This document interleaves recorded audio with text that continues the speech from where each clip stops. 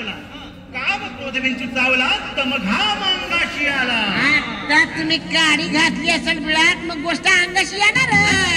अरे तसं नव्हे रे काम क्रोध याचा विंचू आपल्याला चावलेला आहे आणि त्याचा घाव अंगाशी आलेला आहे कारण त्याने माझा प्राण चालला. अरे विंचू चावला अरे विंचू चावला चावला काय मी करू चावला कुणाला सांगू चावला चावला